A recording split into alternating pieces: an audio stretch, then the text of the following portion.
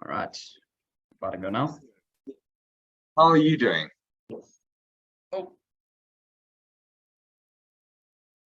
Hi there, Bruno. Sorry, fine, thanks, and you?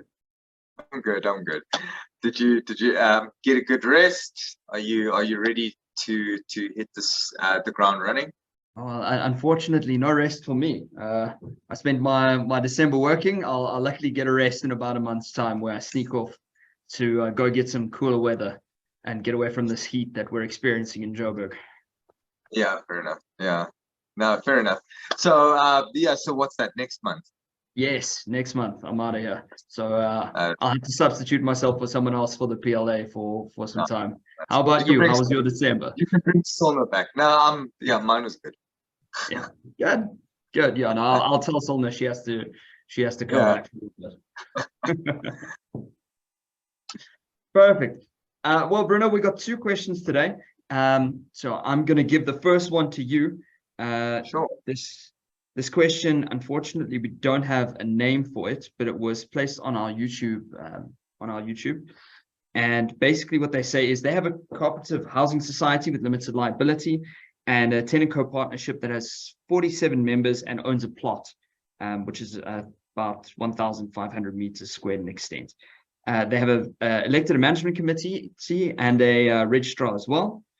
And what's happening there is the owner of the plot that neighbors their society basically wants them to sign a consent to a servitude of a certain meterage over the plot that they own, in exchange for a redeveloper co-owner of the neighboring plot to give them more area than what another builder can give. So the questions are: does giving signed consent to a servitude imply a dilution of the plot ownership rights of the society members? Okay. Then they're asking, is the consent of each of their 47 members required for the registration of the servitudal deed? And does the servitudal deed need to be registered against the title deeds of the property? Sure. And there's another question. Very lastly, what can be done by the members of the society to oppose the servitude deed to ensure that their co-ownership rights are not diluted by the servitude deed? Okay, cool. So maybe keep track to see if I do actually. I promise I'll help you out. We'll go through the questions. So to repeat the first one, does giving signed consent of the servitude imply a dilution of the plot ownership rights of the society members? So I'm going to make your life difficult, and I'm going to like answer it in a very weird circular way, right? Yeah. Well, to begin with, so most people understand. So a cooperative, if we draw an analogy to our corporate structuring in South Africa, cooperative, very similar to a company in its legal nature. So it's just something we need to remember. So we speak of societies, associations, a whole range of different things, and sometimes it causes confusion in the understanding on how these function. And a lot of them, we speak about treasurers, other ones directors, other ones CEOs, other ones CFOs. It starts getting confusing. All these words start getting thrown around. What do they mean? What do they do? What's the difference between them? So we need to start drawing analogies so that people have that basic understanding. Cooperative, very similar to a company. Yes, there are material differences, but that comes into the fundamentals behind what one does. A company is for profit. Cooperatives is for benefit of its members. Now, you'd assume, right, that a company is also for the benefit of its shareholders, but cooperatives deal more with socioeconomic issues. So they take certain communities or people in communities and they involve them in projects. So it's not just about making money and profit and trying to put money in people's pockets as one would typically with a company, but it's more about providing something more than just a profit. So for example, food, where you have cooperatives where there's 50 members and they run certain organic food programs, and it involves education, involves a usage of certain areas, and they grow their own vegetables or they farm certain animals in sustainable ways, and they're all involved and they all have a basic ownership over the process. But at the end of the day, what do they take home? They take home food. They take home sometimes money from the sale of these things to farms, that sort of thing. So you do have housing cooperatives as well, especially when it comes to the affordable housing space, where there's common land that's owned, and sometimes developers get involved in this, and part of the project is to create these cooperatives to assist the local communities. So you find this especially when it comes to tribal lands and things like that, where you try to create these cooperatives, but there's no limitation. So now, so this is my understanding of the question. We have a cooperative that owns this land. So my first assumption is that it's a legally incorporated cooperative, and that there's a bunch of members, 47 members. Now, in cooperatives, typically your members, analogy, shareholders. So there's a lot of input that the members give towards the cooperative. That being said, sometimes it is very difficult, especially with larger cooperatives, where every time somebody needs to make a decision, you have to call 200 people into a room, 300 people into the room. It becomes impossible to manage. So what do? We create leaders, we appoint leaders. So an analogy to companies, cooperatives have things like directors that make certain operational day-to-day decisions. They've got treasurers, so very similar to CEOs. They've got chairpersons that run meetings. They might even have one single central person that makes certain fundamental decisions, right? So now we've got these members that benefit, and we've got a management committee like this person mentions. Now, let's get into the property side of things. Forget that this is a cooperative, because I think that might actually just complicate the issue somewhat. So there's a certain person or legal entity that owns property. Now, servitudes are basically a certain right of usage or a certain limitation that a person places on that specific property. Why? Many reasons. There's servitudes for right of ways, where the only way to get to plot A is through plot B.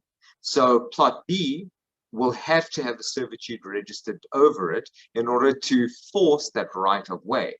And even though plot B is owned by a specific individual, sometimes it's set in stone that that plot has to have a servitude. When does this happen? When people own large pieces of land, they subdivided, and they decided, well, I want 3 pieces. There's no access to a road except from here. So when we divide, we're going to set this condition, and no one's going to be able to remove that condition as long as it's useful, as long as it's needed, required, right? So that's typically how servitudes work. There's plenty of servitudes. Government may insist, guys that used to own the property may insert the servitudes in order to make the subdivision feasible, whatever the case is. So here they're being offered, they're basically being there's a request that they give a servitude over their own piece of land to somebody else, to a neighbor. There's no specification why, but in exchange, instead of being paid a price for it or some sort of rental or whatever you want to call it, they're instead being offered more land. So all of this matters because that's where we need more information. So are they being offered ownership over more land? So now they own 1.5 thousand square meters. Are they being given whatever X amount of square meters, which they will own and be able to do with as they please in exchange for use of servitude? Also, another very important question is, what is the servitude for? Because remember, if it's just a right of way, maybe it's not inconvenient, but there's certain things that you wouldn't necessarily want people to be able to do on your own piece of land. So it's very important to specify what is the servitude that you're being offered, and is its value the same or similar to what's being given to you? Because at the end of the day, it's a transaction. So it's quid pro quo. I'm giving you this in exchange for this. So I don't care. I'll take the servitude over my land. Doesn't bother me. I'm getting this in exchange, which is valued at X, and I can do Y with it, right?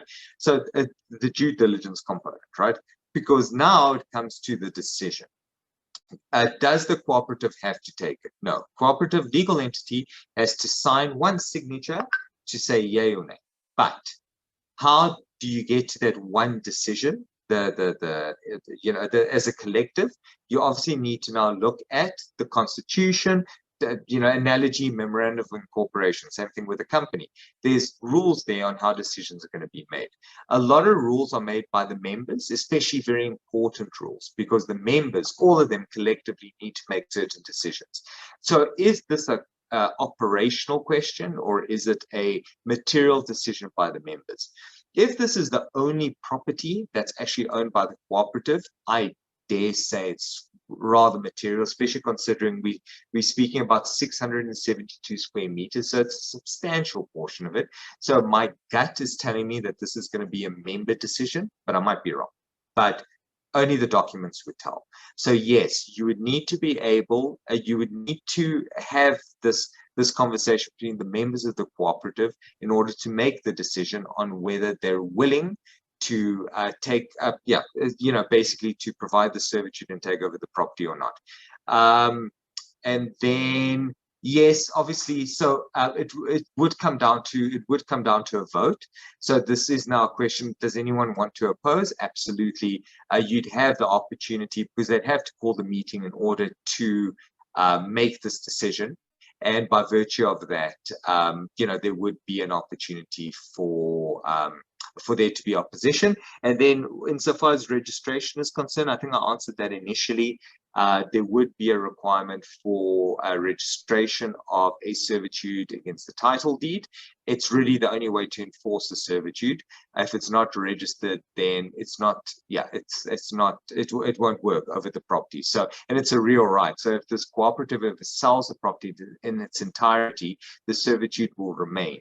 So it's also another consideration is, if there's ever an intention to sell this property, what do you do? You'd have to bear in mind that now it's subject to the servitude, which may impact its value.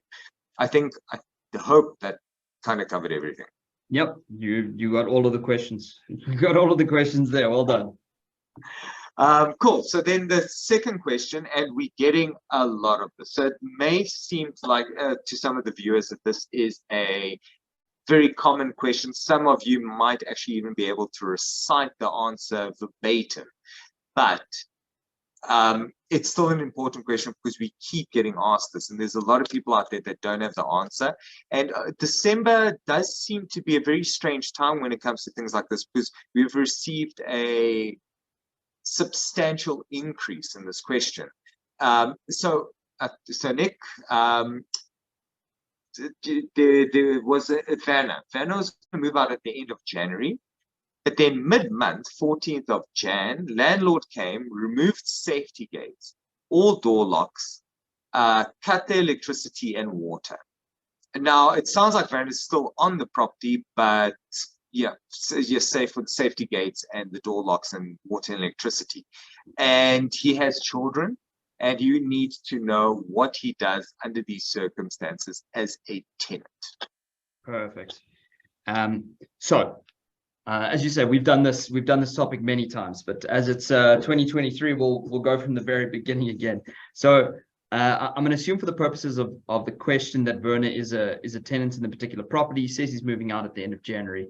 Under what circumstances, he doesn't particularly say. But irrespective, what this comes down to is what we call spoliation within our law. So it's an established principle of South African law that no individual within the law is entitled to take the law into their own hands and enforce the law without some sort of judicial oversight or a court order. Okay, so what this means is, you can't just decide that you're going to take the law into your own hands and do whatever you want, and just enforce the law in your own particular way. We have processes for this to happen, which generally involve judicial oversight to approve the actions of a person to be taken, and also to give instructions to particular individuals to make whatever steps the court wants, which is why we have the sheriff, okay, who effects evictions. So in these particular circumstances, obviously we know that if you want to